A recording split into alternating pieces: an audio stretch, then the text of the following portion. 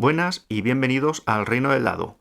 el podcast sobre juegos de mesa. En el programa de esta semana hablamos de los juegos de mesa como elemento educativo y cómo puede ayudar a mejorar las características y las cualidades. ¡Empezamos!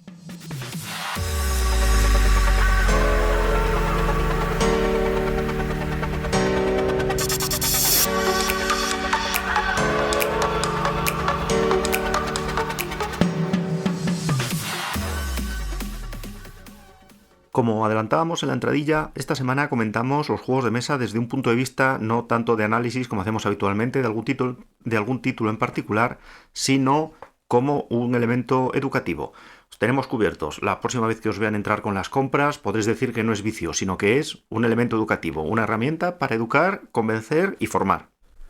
Vamos a entrar en detalle de las cualidades o las capacidades que podemos desarrollar, aquellas áreas formativas en las que pueden ayudarse de los juegos de mesa, esas mejoras, esas cualidades que vamos a tener, y además también entraremos un poco por encima tanto desde el ambiente académico con algún estudio que apoya estos beneficios, como desde mi experiencia personal a lo largo de los años que me he dedicado a los juegos de mesa, tanto lúdicamente y viéndolo en torneos como de manera profesional.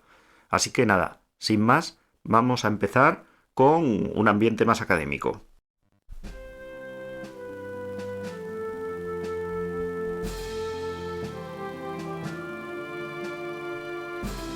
Los juegos de mesa, desde luego, han estado siempre con nosotros culturalmente. Tenemos grandes ejemplos desde hace muchísimos años, como podrían ser esos juegos de mesa tradicionales como el ajedrez, el Go,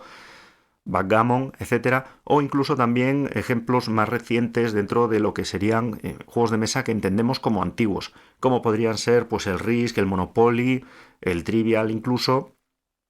que son juegos más dedicados a un aspecto lúdico que quizás no tenían esa mayor profundidad. Y no fue hasta la explosión de los Eurogames, con ya el archiconocido, hemos comentado varias veces en este programa, el Catán, en el que se ha producido, bueno, pues esta explosión, esta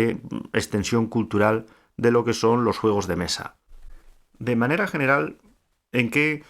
consiste esta ayuda, esta función de los juegos de mesa en el terreno educativo? Bueno, a pesar de que evidentemente se pueden usar en el aula como herramienta formativa, no soy un gran defensor de la gamificación que tenemos hoy en día en todos los aspectos. Sí que me parece importante quizás pues determinados momentos del horario lectivo que sí que haya esta gamificación de actividades,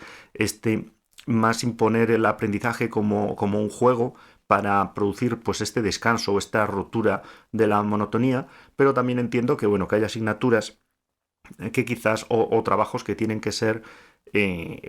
menos propensos a la gamificación, porque al final no todo lo que nos vamos a encontrar en nuestra vida adulta va a ser un juego o se va a poder interpretar como un juego. Pero partiendo de eso, ya os digo, y determinados juegos que se pueden usar en el ambiente educativo con una dirección clara de formar y de mejorar algunas cualidades o favorecer el aprendizaje, desde el punto de vista también del ocio, los juegos de mesa tienen una función en general muy importante. Ya os digo, de manera general podemos hablar de que cuando se enfrenta a un juego de mesa se producen dos eventos importantes. Para empezar, el primer evento es que hay que entrar en contacto con ese juego de mesa que tiene unas reglas, tiene unas mecánicas y tiene una manera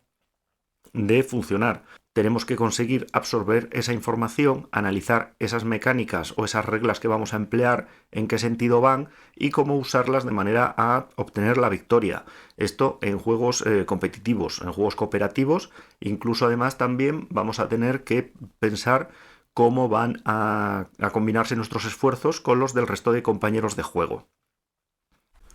Esto favorece la creación de pensamientos complejos, esas estructuras complejas que vamos a tener, una lógica que vamos a tener que desarrollar de cara a crear estos constructos que nos van a ayudar a tener el mejor comportamiento posible en la partida y además también van a favorecer desde el punto de vista empático ese ponernos en la piel del otro para tener dos situaciones. Primero, en el caso de los competitivos, ver a ver cómo ellos intentan ganar y ver si nuestra estrategia va a ser mejor o peor que la de los contrarios, o en el caso de los cooperativos, ver cómo ellos quieren alcanzar el fin común y ayudar en nuestros esfuerzos y realizar, bueno, pues esta cooperación necesaria de cara a obtener el resultado final. Además, también como se demostró en un estudio de Sorsana del 2013, a la hora de empezar el juego, favorece la narración y favorece la capacidad explicativa de los niños. Cuando un niño tiene que explicar un juego de mesa a sus compañeros, se produce dos funciones principales. Primero, ellos intentan ver cuáles son los puntos más importantes y las reglas que van a tener que explicar, y además construyen una narrativa con lenguaje, favoreciendo el desarrollo del lenguaje y su vocabulario, para ver cómo pueden transmitir esta información de la manera más eficiente posible. Porque al final lo que quieren es que todos sepan, tengan este conocimiento de las reglas y poder jugar al juego. Una vez más, favorece la empatía, favorece ver cómo otros están recibiendo la información y la capacidad además de argumentar de cara, bueno, pues a esta explicación de las reglas y esta coordinación de esfuerzos para conseguir el objetivo, en este caso, de jugar un juego, ya sea cooperativo o competitivo. Y además, ya para acabar un poco con todas las cualidades generales de los juegos de mesa, no hay que olvidar también que en los juegos de mesa modernos también, sobre todo hablando del tema Eurogame, como hemos comentado, estos juegos de ascendencia alemana iniciados por el Colonos de Catán, es muy importante el control de la frustración y el negar los beneficios a corto plazo en favor de los beneficios a largo plazo. Un tema que siempre es complicado en la construcción de la personalidad de los niños. Los niños que parten siempre de la hora y la necesidad inmediata, pues se les va enseñando cómo tienen que dirigir sus miras hacia la victoria, a un bien mayor, pues evitando realizar las jugadas que quieren en ese momento y jugándolas en turnos posteriores cuando son, pues a lo mejor más eficientes o cuando puedan, e incluso además eliminando la frustración o favoreciendo, perdón, la resistencia a la frustración, porque o hacen la jugada que no querían hacer o tienen que soportar la derrota. Y en esto tenemos, por supuesto, ya os digo, ejemplos como, para empezar, empezaremos con un absoluto clásico, como no podría de ser de otra manera, uno que se ha mantenido en las listas, vamos, durante muchísimos años, como es el Colonos de Catán. Colonos de Catán, juego que ya hemos comentado en varios programas, éxito absoluto, vamos, tremendo juego que año tras año, después de muchísimos años en el mercado, sigue estando en los top ventas de las navidades. Colonos de Catán, ya os digo, es un juego competitivo que ha favorecido, vamos, la extensión del hobby de una manera muy, vamos, difícil de cuantificar. Y aunque quizás es un Eurogame que está un poco ya superado por nuevos títulos, sigue siendo, bueno, un juego sólido. Y además favorece esta formación en diversos aspectos. Para empezar, el Colonos de Catán tiene una serie de producción. Vamos a tirar unos datos para ver qué áreas del juego van a producir en un turno dado, y esto se va a dar lugar a un cierto azar. Este azar va a favorecer que apliquemos la estadística, que sepamos qué tiradas vamos a tener y sobre todo pues cuándo van a ser una zona más interesante que otra. Bien por el reparto de la estadística o bien quizás por saber que esas zonas que quizás van a producir más o menos se entran en conflicto con otras zonas del mismo tipo que tienen un valor mucho más bajo. Conclusión, que esas van a ser un recurso más limitado durante la partida y por lo tanto va a tener mayor valor. Y a esto nos lleva al punto también de genialidad en el Colonos de Catán. Hay una fase de negociación que nosotros tenemos que intercambiar recursos con el resto de participantes. Muy importante, por tanto, de cara a obtener la victoria, la cuantificación, el darle este valor ponderado al material que nosotros tenemos. Y a la hora de hacer esta negociación con otro, valorar cómo son nuestros materiales, cuáles son los materiales que nos va a dar el contrario a cambio, por número o tipo, y decidir si el trato es bueno o malo para nosotros, si nos compensa, no nos compensa y nos va a acercar a la victoria. Y una vez más, como repetíamos al principio del programa, esto va a dar lugar pues a esta empatía sobre cómo va a ver el otro el trato y cómo tenemos que venderle, entre comillas, la situación para que entienda que va a ser favorable para ambas partes. Es muy curioso, incluso cuando hoy en día, cuando estás hablando de juegos, haciendo una demostración de juegos de cooperación, que tiene una fase de comercio, esta fase de negociación, hay gente que se sienta y bloquea absolutamente cualquier acuerdo, porque aunque sea bueno para él, prefiere que sea malo para todos. e intenta no favorecer en nada al contrario, a pesar de que su propia estrategia se vea bloqueada. Esto en el caso de juegos quizás un poco ya para más mayores. En el caso de más peques, bueno, tenemos una línea con los juegos de la editorial Mercurio tremenda que favorece muchísimos aspectos del desarrollo y además están específicamente diseñados para esto, pero tenemos juegos que permiten la habilidad o incluso juegos para más pequeñitos, como ya os digo, que favorecen el pensamiento lógico, como podrían ser, por ejemplo, el Rush Hour. El Rush Hour, a pesar de que es como tal un puzzle dirigido a ser un solitario, se puede jugar en grupo y consiste, bueno, el típico juego de sacar un coche rojo de un aparcamiento donde se han quedado diversos coches atascados. Hay que tener la resolución de patrones, la capacidad de analizar problemas y ver las soluciones y encima desechar soluciones que no son válidas con otras soluciones que sí son o que nos acercan, aunque quizás no nos den la solución inmediatamente, sí que nos acercan un paso más a la solución del problema. También tenemos otros juegos como el Dixit. Dixit, juego también muy viejuno, en los cuales vamos a tener unas tarjetas, una de las cuales va a ser la correcta y vamos a tener que uno de los jugadores emitir una palabra o una idea o un concepto que se refiera a esa tarjeta. El truco del juego, para obtener la máxima cantidad de puntos, todos los jugadores, salvo nosotros, tienen que apostar, elegir esa carta, salvo uno, lo cual nos obliga a ser evidentes con un concepto relacionado o una idea que se pueda aplicar a esa carta, pero no demasiado evidentes a fin de que por lo menos uno no acierte. Esto, desde luego, crea una gran capacidad de narrativa para coger conceptos más quizás etéreos, más dirigido a un pensamiento out of the box, como dicen los americanos, a un pensamiento más divergente y la capacidad de vincular estos conceptos quizás complejos, que también pasan, por ejemplo, en juegos como el Código Secreto. En Código Secreto tenemos una matriz de cartas que van a tener determinadas palabras y mediante una palabra tenemos que escoger esos grupos. Yo, como uno de los jugadores del equipo, tengo la solución y qué palabras tienen que escoger mis compañeros, y lo que voy a hacer es decir ese concepto y el número de tarjetas que se aplican, y ellos van a tener que escogerlas, intentando no fallar. Esto es un juego que ha favorecido muchísimo vocabulario e incluso tenemos una versión en imágenes, quizás para cuando no estamos todavía en edades que tengan ese nivel de lectura. A lo largo de partidas se va observando una mejoría a la hora de coger ideas complejas, de buscar puntos en común, sacar el mínimo común denominador, desde un punto de vista narrativo, evidentemente, y que se nota que favorece muchísimo el desarrollo de los niños. Luego, aparte, ya podemos entrar en el terreno de cuestiones más complejas, como podrían ser juegos dirigidos más al deck building, a la construcción de mazos, como el Dominion o Thunderstone y otras novedades que hay ahora mismo en el mercado. Digo novedades porque en concreto estos juegos son bastante antiguos, que consisten en un set de cartas que vamos a poder escoger para colocarlos en nuestro mazo y crear un mazo cada vez más eficiente. Esto además favorece una capacidad analítica de cara a ver las relaciones que se van a crear entre las distintas mecánicas de las distintas cartas y tener claro un objetivo.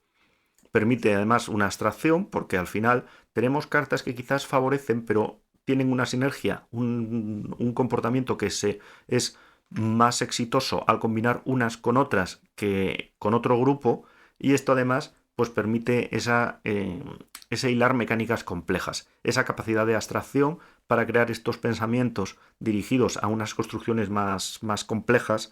a obtener este objetivo que comentamos, que al final es ganar normalmente. Además también no podemos dejar de destacar los juegos clásicos, evidentemente, como ya hemos comentado, el ajedrez y el Go, que tienen una capacidad estratégica, la capacidad además de realizar determinados pasos, eliminando la frustración, tanto al perder como lo del bien inmediato, intentando obtener una posición ventajosa varios turnos después, quizás no ir directamente a esa captura inmediata o a esa posición inmediata en el caso del Go, pero que sí que nos va a poner en una posición ventajosa de cara al futuro. Además, tenemos en el mercado incluso una novedad muy interesante que sacó el año pasado Zacatrus, que era un ajedrez, no recuerdo ahora mismo el título, lo podéis buscar en Google, que era, aparte de un ajedrez clásico, venía con una serie de fichas, de marcadores de cartón y un libro de escenarios que favorecía la integración de los niños en el ajedrez. Bueno, niños y adultos, para todas las edades. A lo largo de estos escenarios, a lo largo de estas diversos objetivos y desafíos que nos ponían, no solo nos iba enseñando cada vez más el ajedrez en una mayor profundidad, sino nos ponían determinados desafíos puntuales que, sin falta de entrar en una partida quizás muy larga o muy compleja, sí nos permitía profundizar en este pensamiento estratégico de defensa-ataque y, una vez más, de posponer esa sensación de victoria o esa necesidad inmediata de cara a tener esa posición o un beneficio mayor en el futuro. O eso creo, porque yo en el ajedrez y el Go creo que no he ganado prácticamente nunca, por no decir nunca. Y además, no se puede además también terminar este bloque, sobre todo con la teoría de la educación a través de los juegos de mesa, sin obviar que cada vez es más difícil que se produzca estos grupos de juego, porque particularmente en las grandes ciudades se produce cada vez pues ese aislamiento quizás de los niños. Llega un momento en el que tienen colegio, actividades extraescolares y dejan de tener los grupos de juego en las urbanizaciones, en los pueblos o en las calles que se tenía antes. Esto está produciendo que quizás es verdad que hay un desarrollo también amparado por los videojuegos, que cada vez son más completos y complejos y que hay más facilidades para tenerlos en casa, pero desde luego también es verdad que tiene una limitación, ya que, por ejemplo, bueno, quizás los últimos juegos como podrían ser el League of Legends y demás, sí que tienen un componente cooperativo importante para aprender a colaborar, pero otros juegos como podrían ser el Fornite o otros de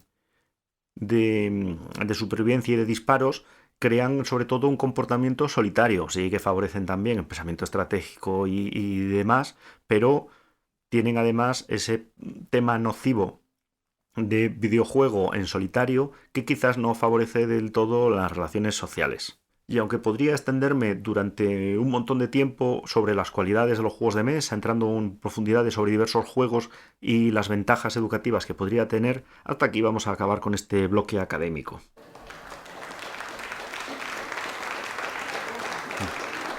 Nada, no es para tanto. Gracias. Voy a entrar también, sobre todo, que es un problema que quizás habría que afrontar. La situación actual crea una cierta desigualdad, porque sí que es cierto que hay casas, hogares, donde quizás este acceso a los juegos de mesa como elemento de lujo, un ocio añadido, no es fácil y va a crear una diferencia educativa entre aquellos que tengan más recursos y los que tengan menos recursos. Es cierto que hay asociaciones y hay clubs de juego donde los juegos están a disposición de los socios o de los vecinos, estas ludotecas, pero desde luego es importante impulsarlas y incluso incluirlo quizás en alguna actividad como elemento educativo de cara a favorecer pues un reparto o un acceso general de todos a estas herramientas educativas. Bueno, y ahora en mi opinión personal, bueno, sobre todo voy a interrumpir un momento el programa para recordaros que por favor os suscribáis, le deis ahí like, nos comentéis, nos hagáis thumbs up, likes, dedo arriba, lo que sea, nos ayuda un montón, nos ayuda a seguir creciendo y que lo compartáis con vuestros amigos, familiares, enemigos o incluso las personas que os encontréis por la calle. Por lo que sea, nos ayuda un montón, favorece el algoritmo y nos hace más felices y...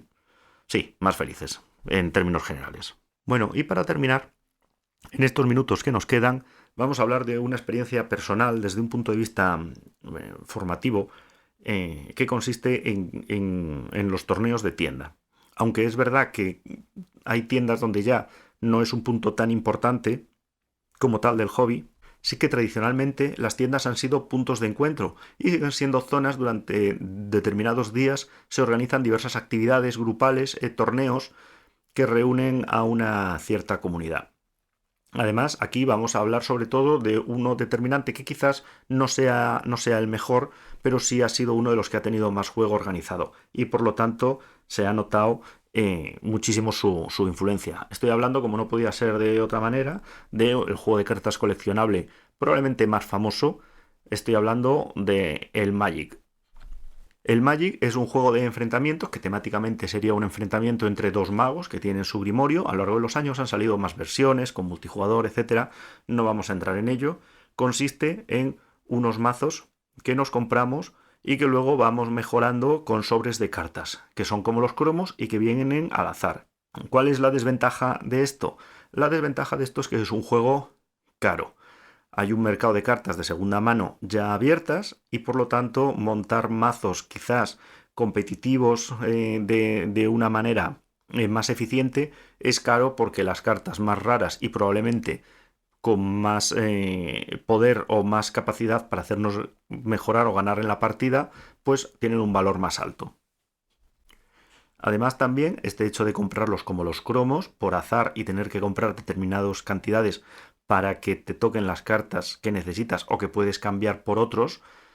genera un montón de cajas de cartas, ya sean comunes, etcétera, que no vamos a usar y que se van acumulando polvo. Y todo esto además sin descartar que encima cuando vamos a jugar a una tienda determinadas cartas en estas colecciones, cada X meses dejan de poderse usar. Entonces nosotros, cuando nos compramos una caja de cartas, sabemos que esa caja de cartas nos va a durar esa carta X años en, como si dijéramos, esa categoría en la que vamos a jugar. Y después ya no vamos a poder usarla. O sea que requiere un gasto frecuente y continuo de dinero que quizás no está al alcance de todos los bolsillos. ¿Por qué entramos en esto? Entramos en este tema porque tenía Magic, y lo sigue teniendo, lo que ellos llamaban el Friday Night Magic, el Magic de viernes por la noche, que bueno, que en España era más viernes por la tarde. Los viernes las tiendas que daban soporte al juego organizado de Magic, que es como se llama, organizaban un torneo en el cual había que pagar una inscripción y se organizaba una serie de rondas de juego que enfrentaba a todas las personas que se habían apuntado en la tienda ese día y al final los primeros puestos pues tenían premio, que podían ser o bien cartas promocionales específicamente fabricadas por la casa para esa ocasión o incluso, bueno, pues cartas sobres con las inscripciones que se habían cobrado. En este punto estoy hablando de Magic, pero evidentemente podemos hablar de cualquier torneo o campeonato regular, más como si dijéramos, pues aficionado de cualquier juego. Tanto otro juego de cartas coleccionables como los Living Card Games, que si no lo sabéis son juegos de cartas, pero que cada X tiempo te sacan una compra de un mazo de cartas y con esa compra tienes todas las cartas, ya vienen fijas, no hay nada de azar. O incluso otros juegos de mesa, pues como pueden ser pues el Catán, el Brass, etcétera, que también celebran de vez en cuando eventos y campeonatos. Pero sobre todo hablo de Magic porque es quizás el más frecuente. Entonces al final llegaba el viernes, cogíamos nuestro mazo, nos íbamos a la tienda, pagábamos nuestra inscripción, que ahora mismo no sé en cuánto debe andar, pero bueno, que podían ser 5 euros, y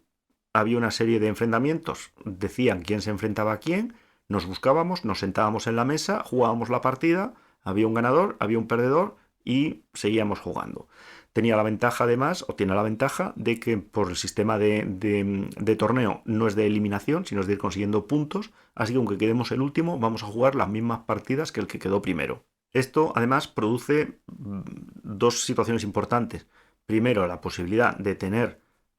cuando somos niños, un entorno controlado y más o menos seguro, en el sentido de, aunque es verdad que todos los componentes, todos los jugadores que van al torneo son jugadores de su padre y de su madre, hay un entorno que es la tienda que está interesada en que sea lo más seguro posible. Todos los torneos, además, quizás no de Magic, pero sí de Pokémon o de Yu-Gi-Oh!, bueno, los trabajadores de las tiendas deberían, o sea, las tiendas deberían exigir a sus trabajadores el certificado de antecedentes penales, por lo tanto, hay que intentar que sean entornos lo más seguros y lo menos agresivos posible para los niños. Y además, a la tienda eso le interesa, porque esos niños que están jugando van a ser los clientes del mañana, y es la cantera de la que van a sacar todos los clientes y todos los jugadores que van a tener pues de aquí a 10, 15, 20 años vista. Todos los que hemos sido clientes habituales de tiendas hemos empezado como niños pequeños yendo a pasar las tardes ahí, o bien a jugar a juegos o bien a jugar a campeonatos de este estilo. Y además, sobre todo, supone una programación clara de una actividad lúdica que se va a producir pues un día a la semana. Y esto favorece una rutina y encima tiene una hora de inicio y una hora de fin clara. Y esto da además importancia al tema del horario, la puntualidad, etc. Con esta ventaja de entorno seguro y además horario establecido rígido, ¿cuál es la desventaja? Bueno, en mi opinión la desventaja que la hay, aparte de que quizás sea una actividad para algunas edades muy absorbente, sobre todo Magic, los juegos de cartas coleccionables, ya os digo que con otros juegos quizás no tanto, tiene un gran componente económico, hay un gran componente a nivel adquisitivo que nos va a permitir tener barajas mejores y sobre todo además está también vinculado pues al hecho de pagar esta inscripción y recibir estas cartas, y hay un mercado de cartas de segunda mano bastante bollante. Quizás no tan bollante como hace unos años, pero bueno, igualmente importante. Quizás no queremos darle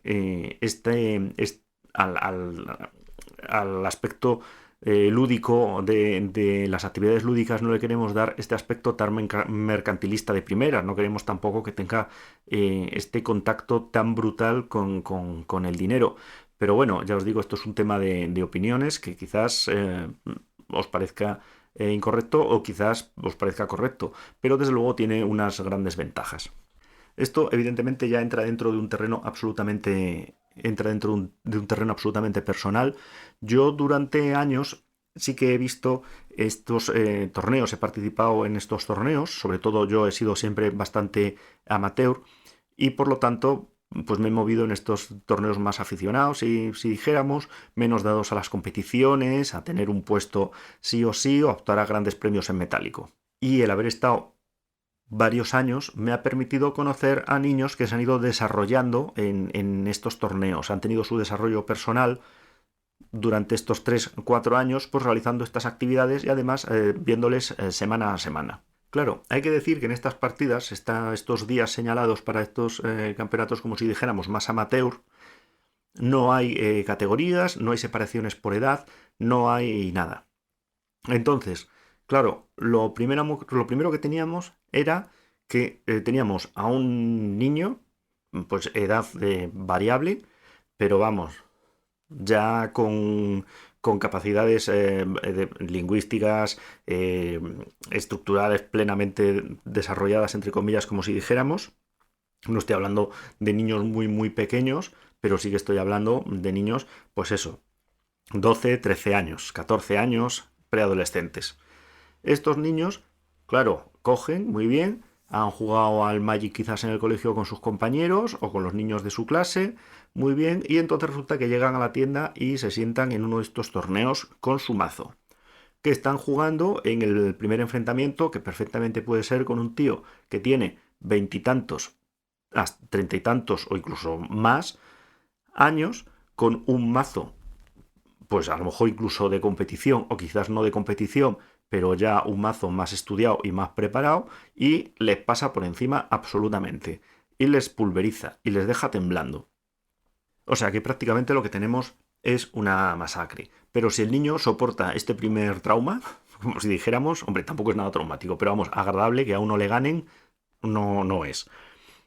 Claro, hemos pasado como, yo por poner un ejemplo diría es como la universidad. Uno sale del colegio, entra en la universidad y descubre que lo del colegio era un ambiente como muy protegido. En la universidad a los profesores les da igual, ellos van a dar su materia y tú tienes que aprobar. Tendrás razón o no, hay unas reglas, hay que cumplirlas. Y esto es lo que produce semejante escabechina el primer año de universidad,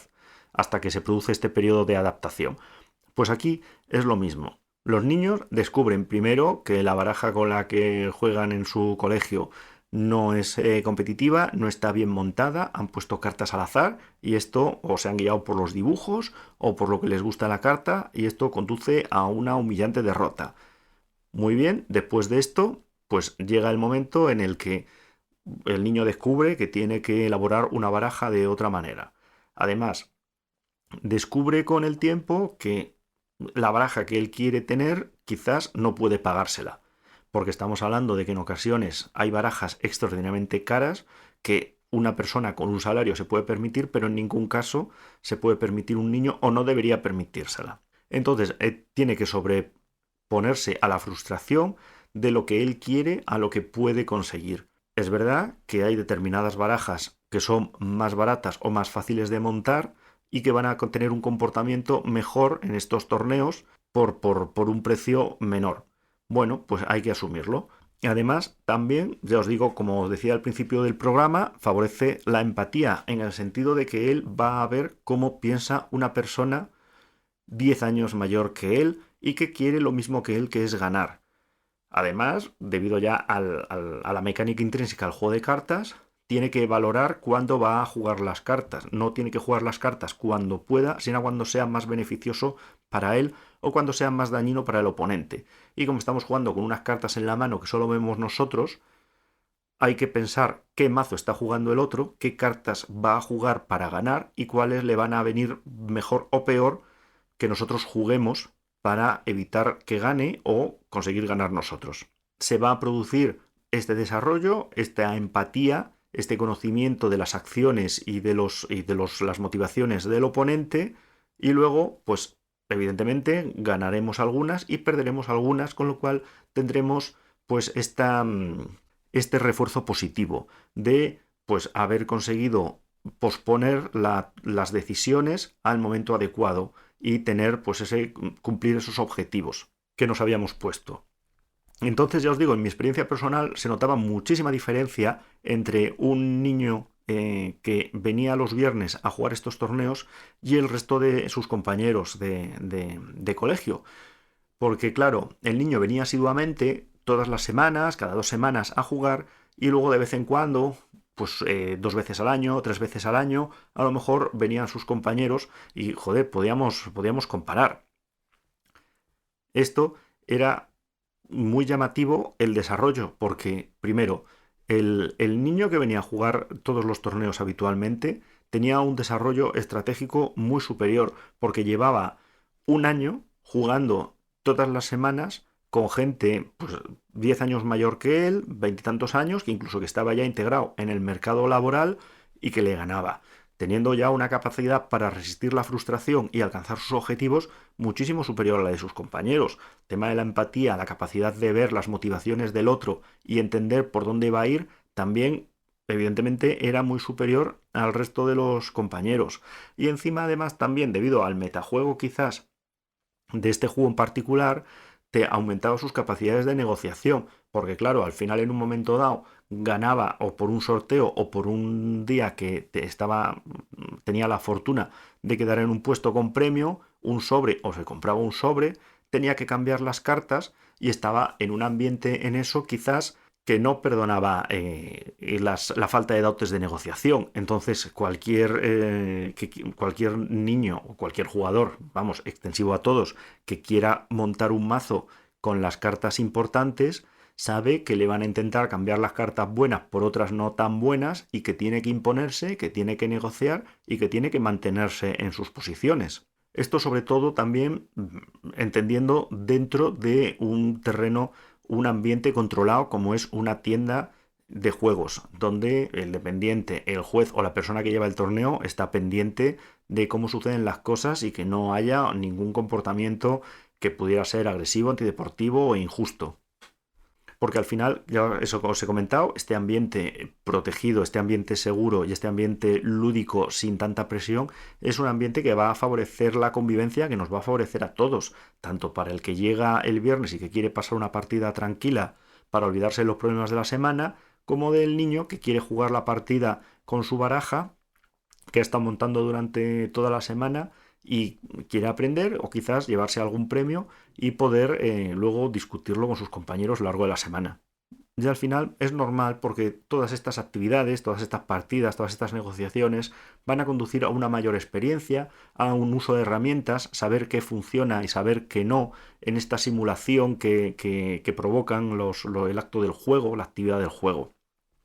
Desde luego, podemos decir en resumen, y centrándonos más en este último ejemplo, quizás ya en el terreno mucho más personal, que los juegos de mesa son una herramienta de desarrollo de la personalidad, un elemento lúdico que forma y que educa y que ha llegado para quedarse. Se puede adaptar al terreno educativo, se pueden usar juegos para enseñar conceptos en las aulas, pero es un tema que queda ya fuera más de mi ámbito, un ámbito quizás más amateur, con menos formación académica, pero también es verdad que centrándonos en lo que es el tiempo de ocio, centrándonos en los hogares o incluso en los distintos grupos de juego de las unidades familiares, es evidente que los juegos producen situaciones, juegos de rol, o sea, que adaptamos roles, quiero decir, no como tal juegos de rol más canónigos, pero adaptamos esos roles en los cuales hay negociación, hay estrategia, hay empatía para ver en qué está pensando el otro, cuáles son sus motivaciones, qué es lo que quiere, qué es lo que podemos obtener de él o qué es lo que podemos conseguir a su favor o en su contra para llegar al éxito, cómo podemos resistir la frustración a la hora de perder, cosa que inevitablemente alguna vez va a pasar por mucho que nos esforcemos, o incluso esa eh, esa estrategia de posponer ese beneficio inmediato de cara a un beneficio mayor en el futuro, que es uno de los pasos más importantes que se produce en la infancia. Además, por supuesto, de que ya por la mecánica particular del juego en cuestión estemos favoreciendo la narrativa, el vocabulario matemático, conceptos de conocimiento general, etcétera. Y yo, sinceramente, creo que con este pequeño resumen ya podemos terminar. Creo que no me he dejado nada así importante en el tintero. Vuelvo a insistir, si os ha gustado, comentarnos, compartirnos, etcétera. Es una señal muy importante para mí, en particular, de cuáles son los temas que os interesan. Quizás no los favorezca del todo los temas que os interesan, pero bueno, sí me gustaría también dar una de cal y otra de arena, como si dijera. Es verdad que durante este programa siempre nos hemos centrado un poco más en el aspecto más determinado de un juego, hablando de la mecánica, hablando de la estrategia y hablando de las opiniones de cara a cómo iba a entrar en nuestras ludotecas o incluso algún programa general hablando de tipos de juego. Y en este quizás hemos caído en un tema ya más teórico, más académico. Yo, sinceramente, bueno, lo he hecho por una sugerencia de una persona que me ha dicho, pues deberías comentar esto porque me parece un tema interesante. Y para ti va este programa, porque si me tuviera que apostar, apostaría que esto no lo va a escuchar nadie más que tú. Pero bueno, espero no haberme hecho muy pesado, no haber sido excesivamente pedante. Ya os digo, por favor, comentarnos, compartirnos, animarnos y sin más, nos vemos la semana que viene. Adiós.